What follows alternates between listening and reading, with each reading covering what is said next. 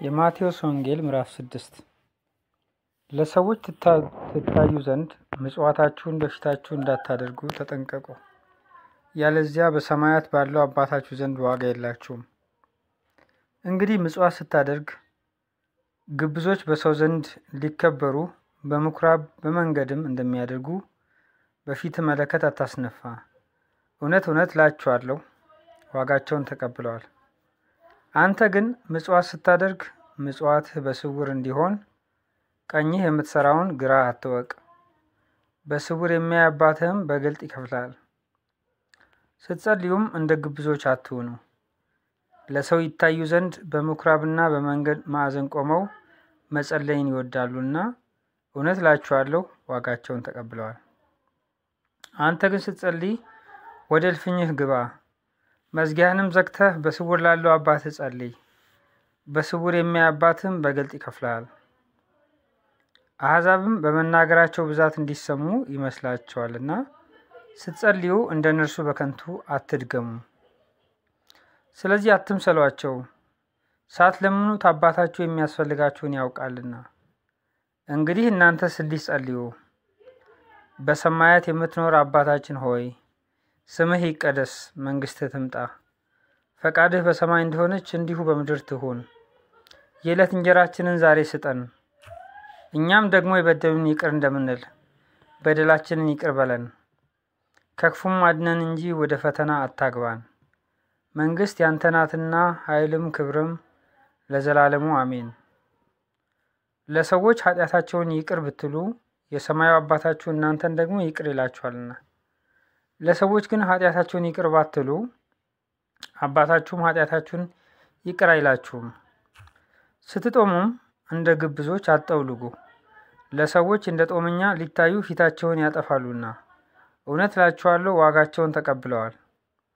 አንተ ግን ስትጦም በስውር ላለው አባትህ እንጂ እንደ ጦመኛ ለሰዎች እንዳትታይ ራስህን ተቀባ፣ ፊትህንም ታጠብ። በስውር የሚያይ አባትህም በግልጥ ይከፍልሃል። ብልና ዝገት በሚያጠፉት ሌቦችም ቆፍሮ በሚሰርቁት ዘንድ ለእናንተ በምድር ላይ መዝገብ አትሰብስቡ።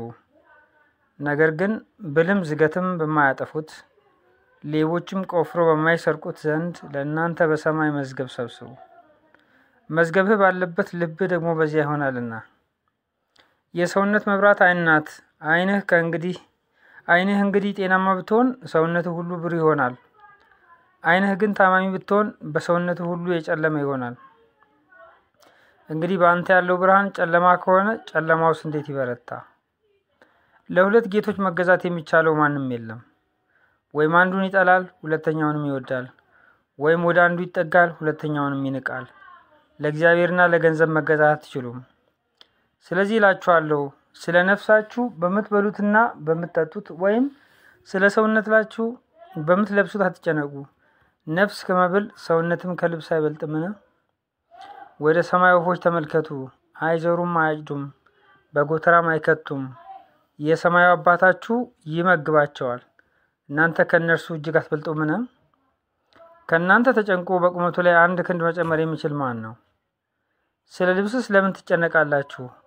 የሜዳ አበቦች እንዴት እንዲያድጉ ልብ አድርጋችሁ ተመልከቱ።